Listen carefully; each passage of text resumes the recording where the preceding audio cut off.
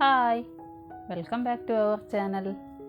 ഒരു കപ്പ് കടലപ്പൊടിയും കുറച്ച് വേവിച്ച ഉരുളക്കിഴങ്ങും ഉണ്ടെങ്കിൽ നമുക്ക് വളരെ എളുപ്പത്തിൽ തന്നെ തയ്യാറാക്കി എടുക്കാൻ പറ്റുന്ന ഒരു 4 മണി പലഹാരത്തിൻ്റെ റെസിപ്പിയാണ് ഇന്നത്തെ വീഡിയോയിൽ നമ്മൾ ചെയ്യാൻ പോകുന്നത്. കാണാനും അതേപോലെ തന്നെ കഴിക്കാനും സൂപ്പർ ടേസ്റ്റിയായ ഈ സ്നാക്ക് എങ്ങനെ തയ്യാറാക്കാമെന്ന് നോക്കാം.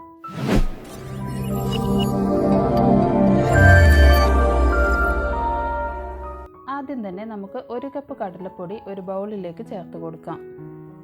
കൂടെ 1/2 ടീസ്പൂൺ മുളക് പൊടിയും 1/2 ടീസ്പൂൺ മഞ്ഞൾപ്പൊടിയും 1/2 ടീസ്പൂൺ ഉപ്പും ചേർക്കാം. ഇനി ഇതിലേക്ക് നമ്മൾ ചേർത്ത് കൊടുക്കുന്നത് 1/4 ടീസ്പൂൺ ചെറിയ ജീരകം, 1/4 ടീസ്പൂൺ അയമോദകം എന്നിവയാണ്. ഇതെല്ലാം ചേർത്ത് നന്നായൊന്ന് മിക്സ് ചെയ്യാം. ഇതിലേക്ക് ഇനി നമ്മൾ വെള്ളമാണ് ചേർക്കാൻ പോകുന്നത്. 2 കപ്പ് വെള്ളം കുറച്ച് ഒഴിച്ച് കട്ടകളൊന്നുമില്ലാത്ത രീതിയിൽ നമുക്ക് മിക്സ് ചെയ്തെടുക്കാം. ഇതേപോലെ കട്ടകളൊന്നുമില്ലാതെ തിന്നായ ഒരു ബാറ്റർ നമുക്ക് റെഡിയാക്കി എടുക്കാം. ഇതിവിടെ ഇരിക്കട്ടെ. ഇനി നമുക്ക് ഒരു പാൻ ചൂടാക്കി അതിലേക്ക് 2 ടേബിൾ സ്പൂൺ ഓയിൽ ചേർത്ത് കൊടുക്കാം. ഇതിലേക്ക് നമ്മൾ തയ്യാറാക്കി വെച്ച ബാറ്റർ ഒഴിച്ചു കൊടുക്കാം.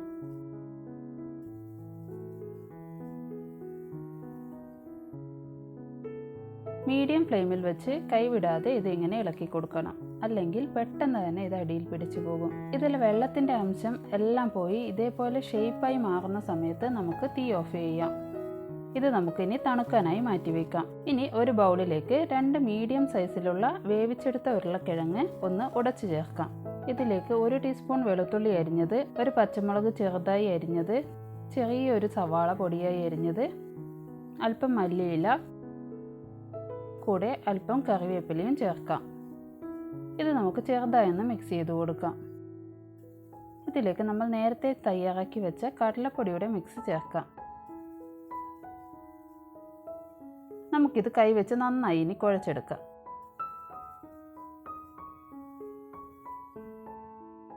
ഇപ്പോൾ നന്നായി കുഴച്ചെടുത്തിട്ടുണ്ട്. ഇത് ഇനി നമുക്കൊരു എണ്ണ തടവിയ പ്ലേറ്റിലേക്ക് ഇട്ട് കൊടുക്കാം.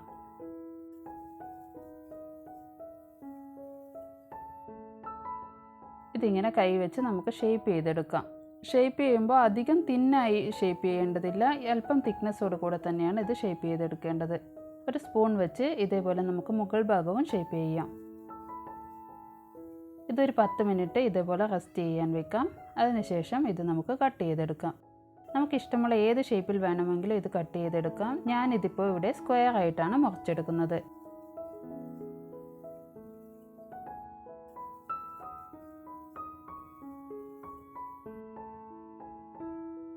ഇത് നമുക്ക് ചൂടായ എണ്ണയിലിട്ട് ഫ്രൈ ചെയ്തെടുക്കാം. ഇത് ഡീപ്പ് ഫ്രൈ ചെയ്യേണ്ട ആവശ്യമൊന്നുമില്ല, ഇതേപോലെ ഷാലോ ഫ്രൈ ചെയ്തെടുത്താൽ മതി.